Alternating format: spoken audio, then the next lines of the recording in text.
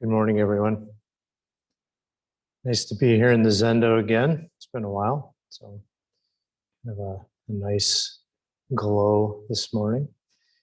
Nice to see you all, at least as few of you as I could see on my screen right now.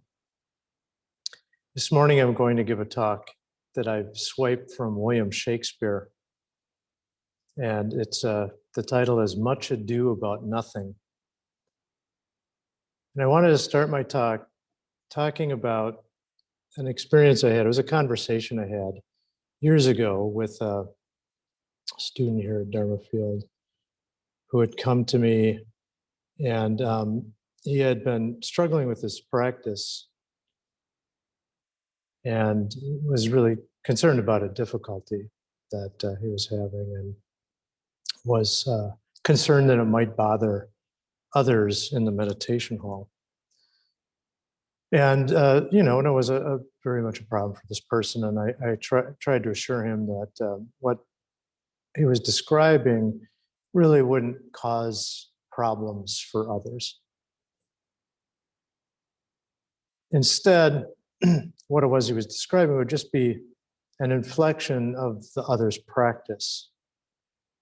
Just more grist for the mill, as one of our Sangha members puts it, even if those others didn't see it that way.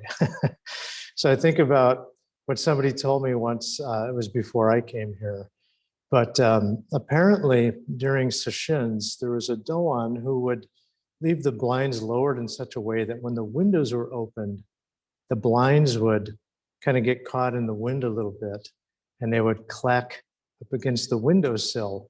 And apparently somebody complained that it was distracting their practice for that to happen. And they wanted the doan to set the blinds in a different way so that their practice was no longer distracted. Now, I should tell you the doan, in case you don't know, doan is the person who's responsible for taking care of the meditation hall during a meditation period, or in the case of a sesshin, which is a meditation retreat, takes care of the meditation hall during the retreat. Perhaps they have a particular day or several days they take care of it. So their job is to make sure that the meditation hall is clean, to make sure that there aren't distractions, to make sure that the lights are set up properly, to make sure that the meditation periods are timed and they ring the bells. So it really is the doan's job to be attentive to things like the blinds clacking against the windowsill. I mean, that is something that they might notice that, oh, hey, the whole time I was hearing, during this meditation period, I was hearing the blinds clacking. And there are some things you can't do anything about. I remember, I was recently reminded actually of a session we were sitting at when we had some trim on our outside windows that was starting to age. And because it was aging, it was becoming infested with yummy things for woodpeckers to eat. And I remember sitting in the Zendo and hearing it might have even been a little more like, but it was resounding, in the silent hall. So, what's the doan going to do about that? I think, as I recall, what we did is we put up some of that material that kind of alarms woodpeckers, between the morning sittings and our afternoon sittings during the work period. So anyhow, it's the doan's duty, their job to pay attention. But still, that person who was distracted, that actually was their practice right there. So even though that practice might have appeared to them as distraction, that's their practice. So anything, difficulties you might have in a meditation hall where you feel you might be distracting the others, that's good to be concerned about that, because one of the teachings that you encounter, especially when you first take up this practice, but it's something that I do hear people repeat back to me, is that this practice is about practicing with others. And one of the things you realize when you practice with others, when you sit in the same room with others, is that you are responsible for the composure of the space where you're all sitting. So you are responsible for not, squirming around too much. It's adjust yourself and settle, for not making a lot of noise. for not wearing hot pink sweatpants with the word pink on the butt. Not to make noise in the Zen. You take care of other people's meditation practice. That's one thing that you realize, is that this practice is taking care of others. And yet at the same time, if there's something that you can't really control, and it's a minor, it's a minor thing, then, it's up to the Sangha to just practice with what it is that's showing up. We encounter these kinds of things all the time. We're in the meditation hall. Here in Minneapolis, those of you who haven't had the luxury of sitting, I shouldn't say the luxury, maybe the pleasure or the opportunity to sit in the meditation hall here at Dharma Field, it's a beautiful space, but we are located under flight patterns. The airport's not too far away, and jets come down over the building, and you can hear that. So that just becomes part of your practice. You don't do the thing that you might have done when you started practice, that I know I did. If there was any noise, my understanding is that this was about quiet. And I took that in the most shallow way possible. It's like, it needs to be quiet. And I lived right along the same route that Dharma Field is. So jets would be coming down over the house. And I'm going to tell you, it was a racket when my spouse and I first moved back to the Twin Cities, and we moved into that duplex we lived in. That's by Dharma Field. The air traffic sound was so loud that I remember my spouse saying, "Oh my God, I'm never going to be able to sleep. This is impossible. I can't, So it's not small. Sometimes the air traffic can be pretty intense, or if you want to think about it. But again, that's what's showing up. You can't block that out. You can't do anything about that. Just say, well, that's it. If the jets aren't going to stop, I clearly can't meditate because it's not quiet right now. So, our practice then is to be with what is showing up. And now we're starting to point at what I think was actually the problem for the student. Because as the student was talking about the fact, they said, well, okay, I understand that what I'm describing isn't really that big of a problem. I understand that. And maybe it won't bother others, but it really bothers me. And it bothers me that it bothers me so much. And he went on to say that he was not like the teachers. He said he was not holy like the teachers. And as I recall, it's been a while since I've had this conversation, but that there was, a lack of holiness, I guess, on this person's part, because they were bothered by this stuff, that they understood that this practice was to accept what shows up. And I was just saying that, so certainly what it sounds like. So this practice then is to accept what shows up. And this person couldn't do that. They could not accept what was showing up. And so because of that, they felt there was a crisis in their practice, and their sense was they were going to need to step back from it. But hearing that, it seemed to me that the person had less a crisis in their practice than a crisis in their faith. And this is an important distinction to make. And what was that faith? Well, that faith was a belief that this person had about Buddhism. And that is that perhaps one practiced Buddhism to meet the ups and downs of life with composure, which we know that easier said than done when life comes at you, though at least when it seems that life is coming at you, it can be pretty unsettling. It can really knock the wind out of us if that's how we're looking at what it is that's showing up. So we might think, though, that Buddhist practice then is we don't get knocked about. We don't lose our composure. But it seemed to me that that word holy that was used, and I do remember that word because I can assure you no one's ever used that word to talk about me and my life before. When I was a kid, I was I would joke when I was in high school that I shouldn't go to the Catholic church in town. My family wasn't particularly religious, but I just said, I fear that if I set foot in the church, I'll catch fire. So holy is not a word that I expected to hear. And there was something interesting about that word, because there's more to the word holy than just having composure. There's another dimension to that. And I looked up the word holy when I was preparing this talk. Well, first I looked it up online, and the first definition that I got of holy was exalted or worthy of complete devotion as one perfect in goodness and righteousness. And that seems like that pretty well captures holy. But I looked at holy in my Webster's Third International Dictionary too. That's one of those big dictionaries like you find in the library. And that had a much longer listing of the word holy. And one that really caught my eye that I thought would be pertinent to today's talk as well is pure of heart. So we have holy as exalted or worthy of complete devotion as one perfect in goodness and righteousness and pure of heart.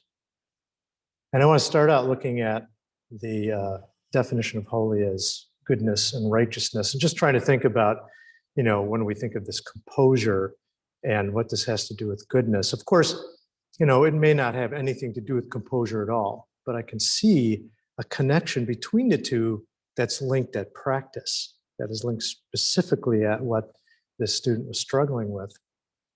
And that is that there's a sense that if we can be patient and calm and display equanimity in the face of whatever comes at us or whoever comes at us, that one can live a life of goodness, that then one can be good, that if one can be patient, if one can accept what life has to offer and not complain or not be pitched around by our responses to it, then we can be good.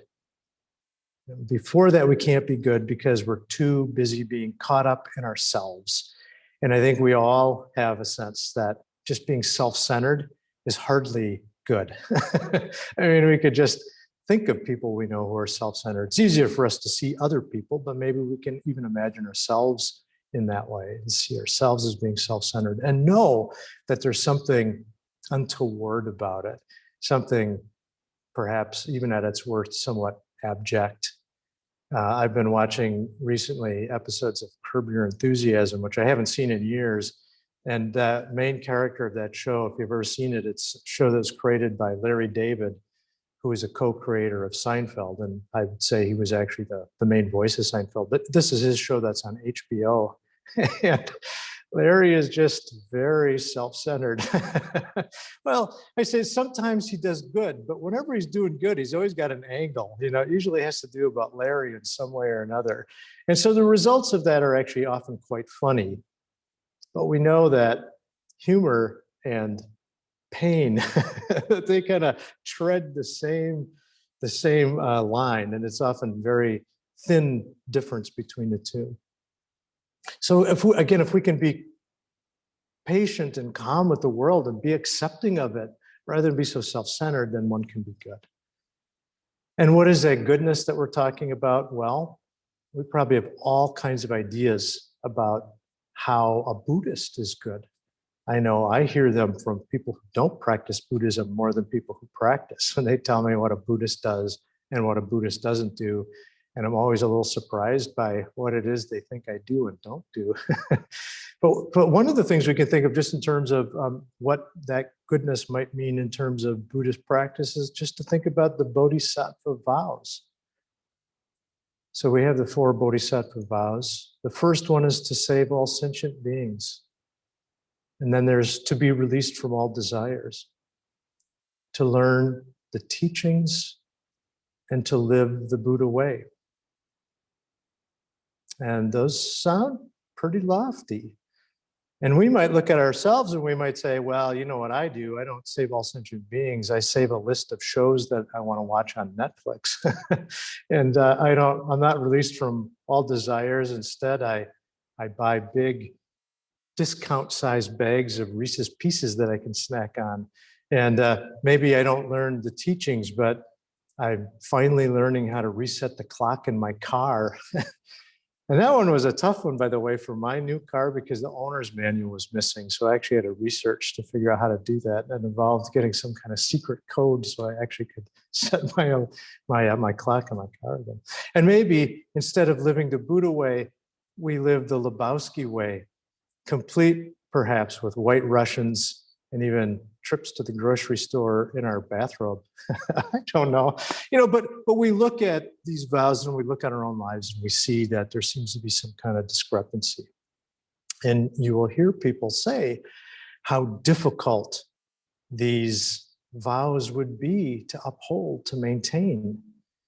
And of course, when we think of them in our conventional ways of understanding, yeah, that's probably pretty difficult to save all sentient beings. Holy cow, what does that mean in our conventional? First of all, what does it even mean to save all sentient beings? I mean, is it your duty then to, when you see, I'm not saying that I have a bag of Reese's Pieces, it's just for whatever reason, it's just what I wrote in my notes, but so does to save all sentient beings mean that if I were to start grabbing for those Reese's Pieces, you were to like Kevin Costner in The Bodyguard, leap between me and the Reese's Pieces that were my desire? Just to save all sentient beings mean you have to, have a radio that listens in on police and fire calls, and then you race to every location and you try to rescue. I mean, of course, I'm being silly here, but you just think about why this sounds difficult is what does it mean to save all sentient beings? And that's all sentient beings. Seems to be a pretty tall order. And to be released from all desires, I don't know about you guys, but desires are coming up for me all the time. I mean, to be released from that, to not something again that seemingly innocent is like desiring to have the arugula wild mushroom pizza. These kind of desires seem to kind of bubble to the surface. To be released from those, to not have those desires, to not act every once in a while, at least when no one's looking on our desires, it just seems impossible. It seems like only a saint could maintain these vows. So this is just looking at the Buddhist vows. And if we start thinking in that way, that only a saint or a bodhisattva, might be the way that we term this, or a Buddha can actually do this. And I'm not any of those things. It's somebody who lives in this way is good, right? So now we're getting back to that good again, and who does good in the world. I'm not that person. I just can't maintain that. And I don't know, maybe I'm making that up, but I do hear people talk about the impossibility of these. And I do know that people struggle with what do we do? How do we do good in the world? This is something that I think is important to all of us, is we don't want to do harm. And it's one of the things I think that makes Zen practice difficult, is that it's not about doing good. So then we hear that and we don't know what to do with that. Because we hear that, well, Zen's not about doing good. Well, we know, or at least I suspect that we do, that Zen practice is not about doing bad things. So it's not doing about, Zen's not about doing bad things. And what does it mean about not doing good things? And then we might hear Zen is not about doing good. And we think that what it sounds like that's telling us is we shouldn't reach out to someone who's suffering, right? And that makes it sound like Zen is cold and hard. And I think Zen has that reputation sometimes. Somebody was just writing to me about going over Buddhism plain and simple. They were kind of looking at notes that they'd written in the book years ago when they first read it. And they got to this part. They got to the dependent arising, to the 12-fold chain of dependent arising. And in there, one of the chains that can bind us to our suffering is feeling, and so, get rid of that feeling. And so people think Buddhism or Zen, or whatever you want to call it, whatever stripe you want to color it, that it's about not feeling at all. And so Zen can seem kind of cold and hard to us. And it's precisely that confusion that comes up. What do you mean it's not about doing good? It's got to be about doing good. It's not about doing bad. And surely we should help those who are suffering.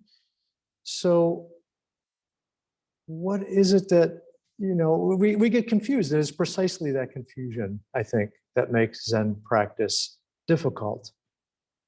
Because our confusion is actually coming from ideas that we have, ideas about what Zen is. And again, those can be ideas about Zen that it's cold and hard, or that it's bizarre, that it's abstract and has no connection whatever to the real world. I mentioned this in talks before, but John Stewart, now it's been a long time since I've seen that show. John Stewart used to have a segment called Your Moment of Zen, or Moment of Zen. And people still use that. I just saw this the other day. Somebody posted something on Facebook. It said Moment of Zen. And it was, I don't know, like a duck wearing a hat. I don't remember what it was, but it was something, just completely non sequitur and silly. And so maybe that's your idea about Zen. Or maybe your idea about Zen again is that you have composure, that whatever comes, you're unflappable. You're that figure that can just, in the middle of all hullabaloo, and you can almost hear the flute, the bamboo flute playing as the person's just completely still. And so maybe that's your idea of Zen. And so if you don't live up to that, you feel like you've somehow failed it. And then there are ideas about what good is, just as I was saying before, about what does it mean to save all sentient beings. We have ideas about what good is. And so then we get confused when we might hear teaching like Zen isn't about doing good. But what Zen asks you to do, one thing it does ask you to do, is to let go of your usual take on the world. And that's what all those ideas we have about what Buddhism is, what Zen is, what good is, what bad is. Those are all ideas we have. Zen actually doesn't ask you to let go of it so much as it asks you to really just look at what's going on and see if those ideas that you have any bearing on what's actually showing up, on what life really is. But still, that doesn't help us with the problem. And as I'm preparing this talk, I feel like I've given this talk repeatedly over the last year. So I do apologize. It just this theme just keeps coming up. Because I think it is something that we do struggle with. And we live in times that feel tumultuous to us. Partly because I think we narrate the fact that these times are really, whatever, strange or hard or difficult. And we want to know, what do we do? What are we supposed to do? So what am I supposed to do with this teaching that Zen is not about doing good? And it's a little bit like, I was thinking there was a koan that I'd encountered recently where a teacher was talking about direct experience, and the student wanted to know what direct experience was. And I was looking around for this koan, and suddenly it dawned on me that the koan is actually from The Grand Delusion. So it's from Steve's book. And there's this exchange that's really interesting. I don't know if you've read The Grand Delusion. I think a number of you have. But basically, it's a dialogue between a teacher, and I'm just going to call that teacher Steve, since Steve wrote the book. But he doesn't say Steve Hagen. There's just the author's words. And then there's a character named Anyone who's engaging in dialogue, asking questions, and sometimes being upset by what they're hearing. And so Steve and Anyone are having this conversation. And Steve, in this particular section I was thinking of, he points out that we tend to overlook immediate direct experience because we get caught up in our conceptualizations and we get lost in them. We conceptualize what our experience is. And again, it's just what we do. We understand, in a way, our experience by concepts. And those concepts are myriad. They're like, I'm sitting in a room, I'm sitting on a cushion, there's a computer in front of me, there's a podium in front of me. I mean, there's all kinds of ways that we conceptualize our experience, and then we get hooked up in that. And all those conceptualizations, we think that is reality, the way that experience is. this morning we have practice period here at Dharma Field, and we have a small group of people that get together, and we're reading a text by Dogen. And the section that was being discussed today, one of the people in study group, Jeff Hansen, was giving a talk on the chapter, and he was talking about yellow grass. Somebody said, well, what color is the grass in the south side of the city? And this guy says yellow. And then Jeff kind of sort of looked at how complicated just what yellow grass might mean. So we conceptualize, we say yellow grass, but what exactly are we talking about when we say something like that? But we take it for truth. Now, somebody else might look at that grass and it might not look yellow at all. I think it took me a while to see bluegrass as blue. I mean, I looked at it, I'm like, it's green grass. But you're talking about bluegrass, right? But then when I saw it next to our grass, then I saw bluegrass. Then I kind of understood it. So we think, by the way, still getting to what I was talking about, that our conceptualizations are true usually until we encounter something that contradicts them, or we can see that the way we were seeing it is just a way of seeing that. So he's pointing this out, and he says that we have this tendency to overlook what we actually perceive. So anyone asks, so what is actually perceived? And Steve replied, immediate experience. And then anyone says, yeah, but what is that? which is so great. And Steve goes on, he says, that's precisely our problem. We feel we have to give it form, conceptualize it, explain it, name it, describe it, categorize it. But he says, it's best not to try to pin down perceptual experience. In any case, the fact is you can't. So what we do when we encounter a teaching like Zen isn't about doing good, again, we have all these ideas, and we get caught up in those ideas, and we think, okay, if it's not these ideas, well, what is it? We want to get some idea about what it is that is being pointed out to us. And it's understandable. That is how we think we know things, and it's certainly how we know things in a particular way. But again, it's a particular way that we give hierarchy to, that we put at the top of the pedestal. So then we think, well, there's got to be something to be done. There's got to be something good to be done. Because again, we don't want to go out and cause harm. So there must be something we do. And then we get caught up in that. We get caught up in, well, I don't understand what good I'm supposed to do. And then Zen practice tells me I'm not supposed to do anything good anyhow. So I'm not really sure what I'm supposed to do at all. And then Zen practice becomes impossible. And what I would say, again, what we do with our teachings here is if we get to that point where this practice seems to be impossible, it can't possibly carry it out, is just to look at that, not expect now an answer about, oh, what does that really mean? But really look at where we're tripping up, where it is we stumble, where we have difficulties. We can watch our own mind, as Steve Hagen tells us. Something he points out to us. Watch your own mind. We have a tendency to think about what other people are doing. But really, it's just about what's showing up here. It's just we can watch what's showing up here, and what we have some intimacy with is our ideas and our feelings that are showing up. So when you struggle with something like Zen practice is not about doing something good, know that I'm not saying it's about being heartless. Zen is not a heartless practice. It's compassionate.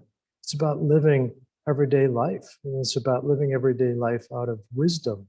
And in living out of wisdom, it's living out of compassion.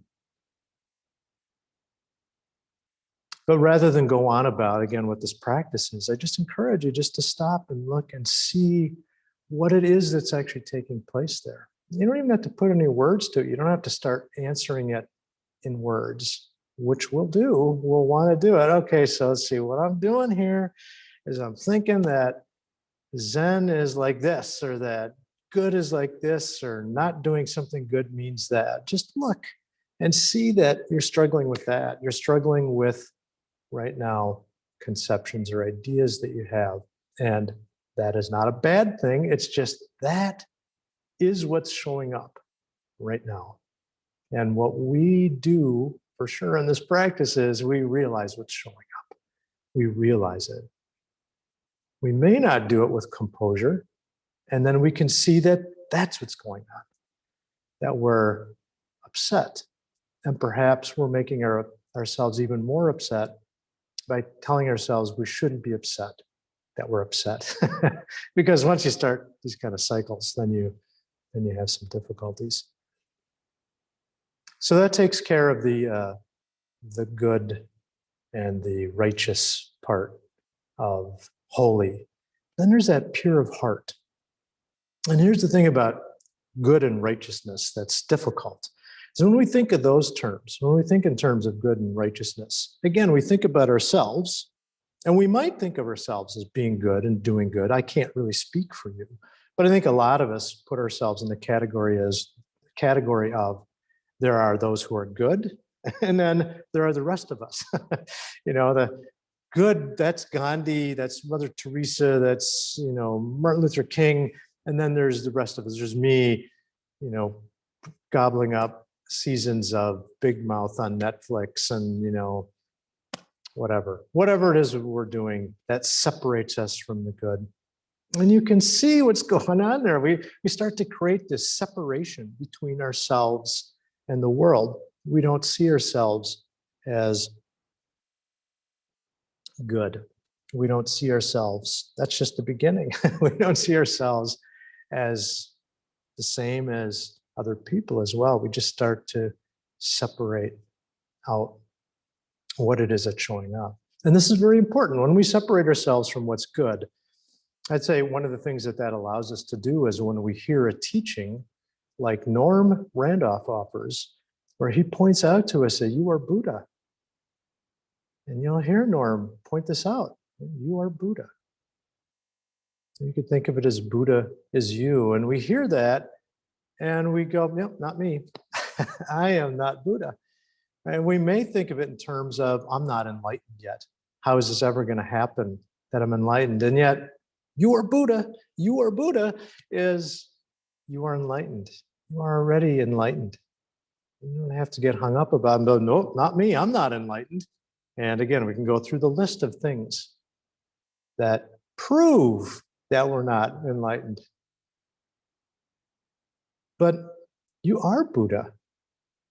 The Buddha is just this. It's just this. It's just I always do this. So I'm just kind of gesturing outward, I suppose. But it's just this. And if we settle into this, we realize that we're not separate from this. And this is pure. This is purely this. And you are pure of heart. This is the nature of your heart, is this purity that is this. Buddha is the unstained Dharma. And Dharma as ultimate truth. It's unstained. You cannot stain it. As messed up as things get, as far from goodness as you may be, as many mistakes as you think you're making, that's reality showing up as that. You can't stain reality. Buddha is Buddha nature. It's the nature of reality. It is this. What we think we know deep down in our hearts, perhaps because we think we know ourselves, but we're not pure of heart. We're not holy. We're not capable of goodness. And when we do that, then again, we think back about that practice, then we don't have to practice. I'm not any good anyhow. I'm not Buddhist. That thing's never going to come my way. I can work at this over and over and over again. I can do this every single day of my life and I am not recommending this. I'm just giving you a silly example, like 3 hours in the morning, before I go to work every day for the rest of my life. I'm still not going to become Buddha. And so I guess that's that. And then we think we're done with it, that it's none of our concern, that we don't have to practice. And then we get to that question, what are we talking about when we're talking about practice? What do we mean we don't have to do it? What do we mean it's none of our concern? I'm not pure of heart, so I don't have to bother, but there you are, pure of heart. And you can't deny it, because there you are. right here you are. Here you are, is a better way to put it. Here you are.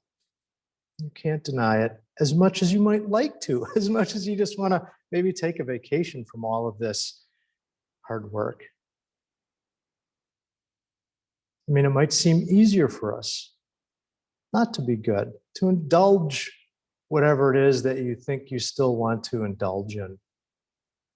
That's the tough one, isn't it? Where you go, well, I know, that this isn't about the self, but I could just do this.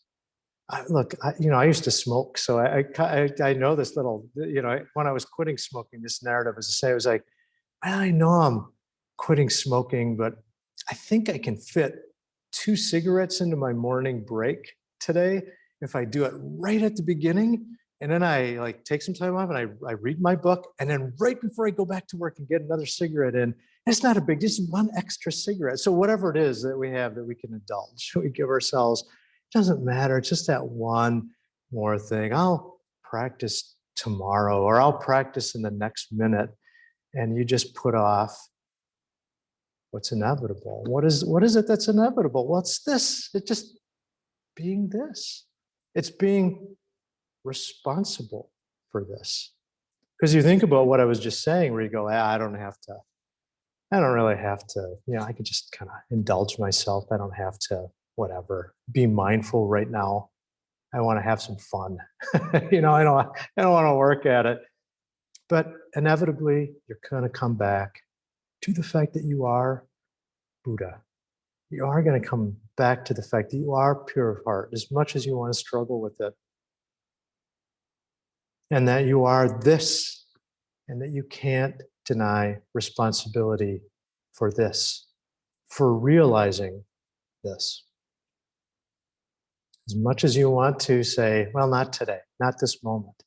If you're not responsible for this, who is? Really think about that. If you're not responsible for this, who is? And we hear responsible and we might think to blame. I'm to blame for this. Maybe we don't think that way, but there's something about that word responsible that sounds like it has blame as part of it. And so then we find ourselves in the mindset that I had when I was in, 6th grade. And I had torn up some thing that I had on my desk into tiny little pieces. But it was all there on my desk. And my teacher saw that I'd been tearing something up into tiny little pieces. And I'm sure it aggravated him to no end that I was doing that. And under my desk were, how with spiral notebooks, if you tear out a spiral notebook, like there are these little pieces of paper that come out. So around my desk were those. They had been there before I got to class. Now, it's sad that I remember this, but I do remember this because it's one of those lessons. And it was a lesson about responsibility. So I have my tiny torn up pieces on my desk, and then I have the spiral notebook pieces all around the floor. And my teacher just sees me tearing up these pieces. And he goes, Matuszak, because that's what they called me.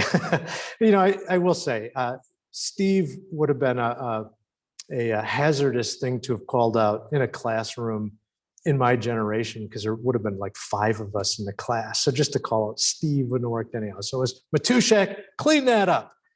And then of course I did what any 6th grader would do. Well, I didn't do that. He said, I don't care, clean it up. He said, I didn't do that. These are my pieces of paper. So then we think responsibility is that. And he made me clean that up anyhow. You know what? I was responsible for that space. He didn't care. It looked to him like I was responsible. He probably thought I was just trying to deny it. But we're responsible in that we are just responsible to this, to taking care of this. So when we think about our lives as adults, and we might think about problems that we're having, I'm putting those in quotes because, again, we make our life into problems. I'm not saying there aren't difficulties that are going to arise, but when we think of them as problems, I mean, they are problems. Other things that maybe hurt and things we have to take care of. But when we think of them in terms of problems, then it's like well, I've been using the word things already. They become separate from our life. They become obstacles to life. Or if I can put it in the terms I was using before, practice. And what is practice if not life? So here we are, we have these things to take care of, and we might think, well, this is unfair that I have to take care of this because this is not something that I did. I shouldn't be responsible for this. But here you are, right here, right now. Now, who else is going to be responsible for taking care of this? If not you, who else? And again, you think, well, he can. If you really want to know, he can take care of it, right? So we always think we can fob it off to someone else, but reality is always going to keep showing up. It's always going to be there. You can't quit it because there's nothing to quit. There's just nothing to quit. It's the way we think of it, but there's nothing to quit. And we think there is, or we construct a world where we think there is, that there's something we can quit. We make a big deal out of it. That thing right there, I'm not going to do that anymore. And I speak as somebody who has quit a lot of things in my life. Things I've taken up, and then it got a little too hot, and I went, not me, I'm not going there. I quit. You can't fire me, I quit, right? But in reality, we can't quit. We try to make something out of it and think we can get rid of it, but here it is again. It's only when we make something of it we think we can quit that, of course, then we get this sense that this is impossible, that life is impossible. I know that has certainly crossed my mind. I think that word maybe has come out of my mouth. This is impossible. I can't imagine somebody, I've been watching the HBO miniseries Chernobyl while I still have HBO Max for the month that I got it. So I've been watching the shows about Chernobyl, and I can't help but put myself in the place of those people who are there, the firemen who are putting out those fires or thinking they were putting them out. There's no way they could put those fires out with their hoses. So I think about that, and I think about if I was in that situation, these guys that have to go down into the nuclear core that has exploded and it's just deadly radioactive. They get burnt faces just walking down the hall. And of course, then they're all going to get sick anyhow. And I think about that.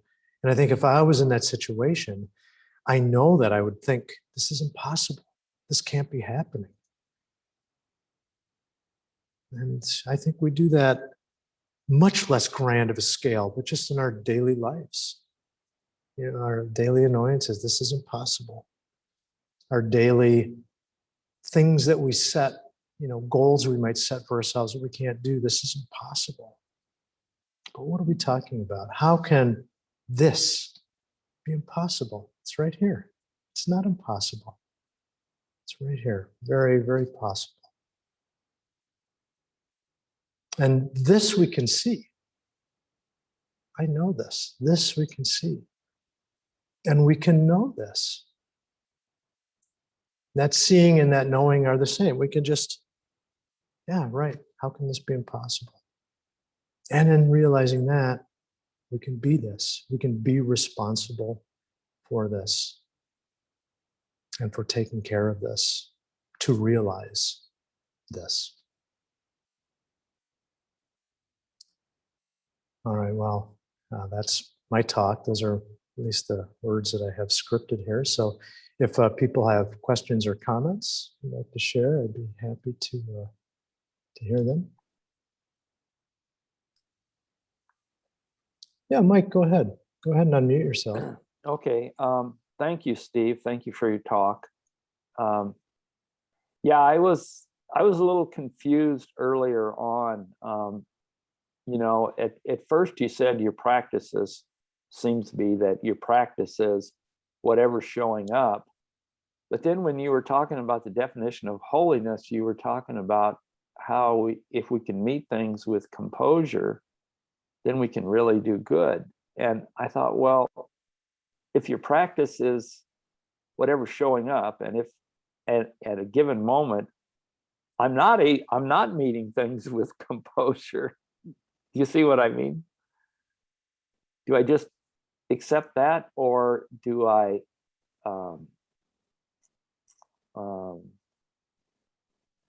try to maintain my composure, or try to come?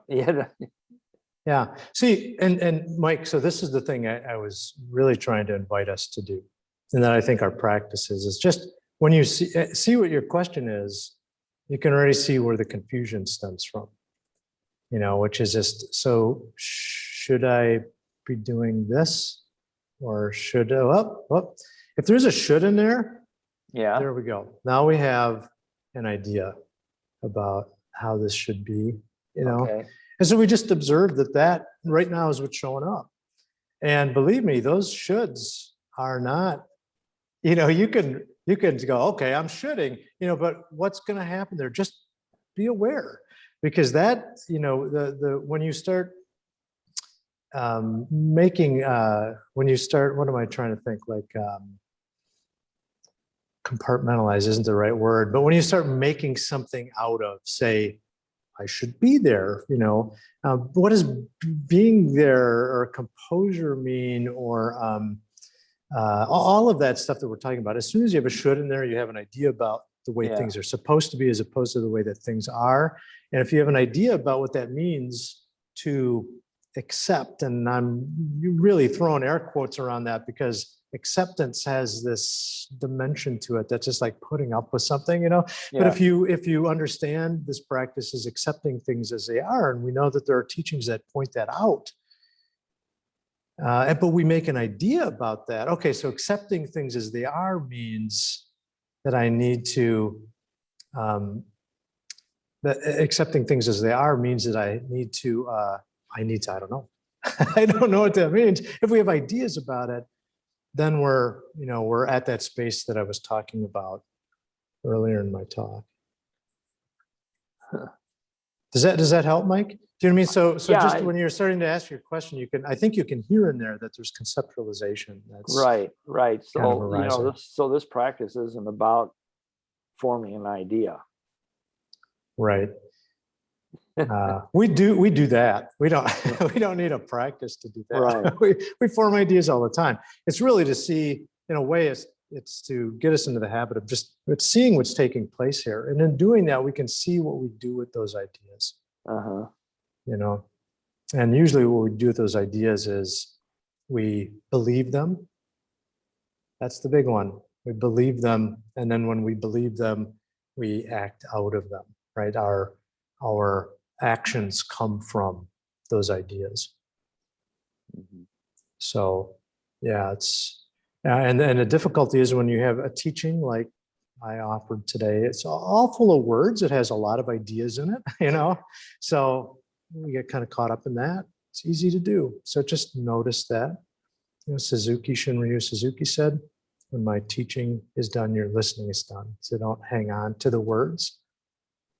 Teachings that resonate with you, they'll resonate when they speak to you. You don't have to hang on to them, remember them.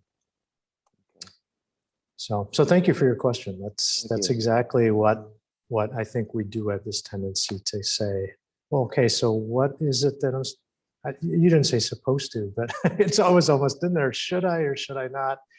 And yeah, that's kind of a common thing for us. Oh, it looks like you have a question or comment. Why don't you go ahead? Yeah. Thank you for your talk today, Steve. I just wanted to say thank you, which I already did, I guess.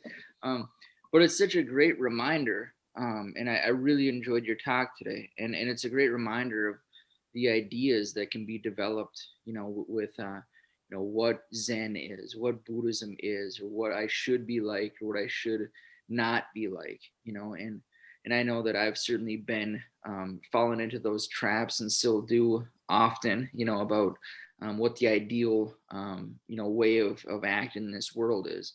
And the teaching of "You are Buddha" has like struck a pretty significant chord with me over the last year as well. And it's like, well, life can be messy, and things are not how I think they should be. And just noticing that as soon as I fall into that, idea of how things should be, it's like suffering. And I think, all of what you talked about today, I love that you brought in Larry David, the Big Lebowski. I thought all of those were awesome examples, and I just really, I just want to say thank you. I really appreciated your talk. Well, thank you, Bo. I appreciate that. And always wonderful to see your daughter as well. Any other questions or comments? Great. Thank you all. Have a wonderful day.